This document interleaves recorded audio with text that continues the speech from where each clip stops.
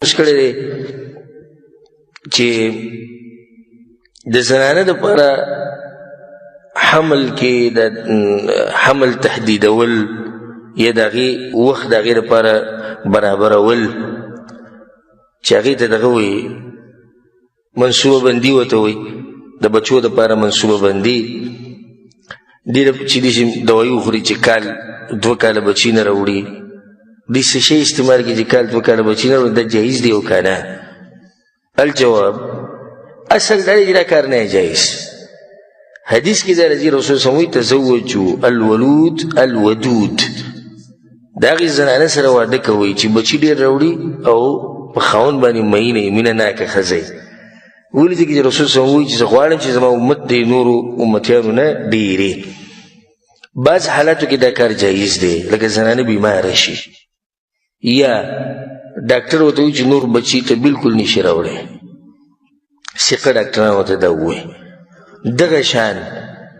بچي کال په کال راوړي به د هغوی تربیت نه کیږي د هغوی ساتل ګرانې ټول ماشومانان دي کال په کال راوړي جاړي یو شی بل شي نو که داسې وقفه پکې کوي چې کال 2 کاله د دې کې څه حرج نشته خو بلکل بندول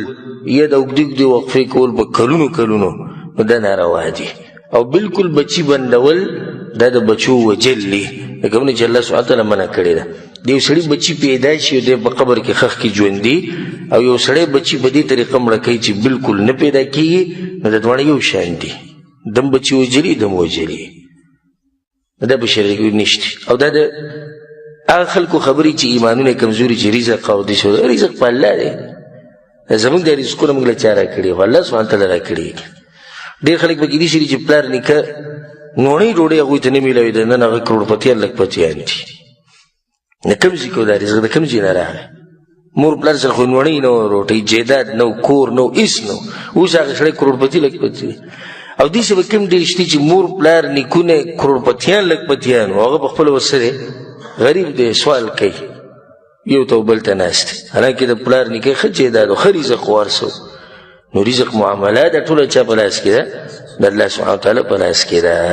او حدیث کې دا راځي د جابر بن عبدالله رضی الله عنهما روایت دی وایي كنا نعزل والقرآن ينزل صحیح بخاري صحیح مسلم کې دا روایت دی وایي موږ به عزل کوو او قرآن نازلېدو او عزل دې ته وایي چې یو سړی د ښځې سره کوروالی کوي او کله چې د مني وتو وخت راشي نو دا مني بهر وباسي د دې دپاره چې بچي ونه شي نو هغو به دا کار کوي القرآن ینزل قرآن نازلېدو د دې څه مطلب دی مطلب دی که زموږ دا کار صحیح نه وی نو الله به پیغمبر ته ویلی وی چې ستا دا ملګري دا کار کوي او دا کار څه دی دا غلط دی نو صحابه کرامو دا کار کړی دې لپاره چې سړی شي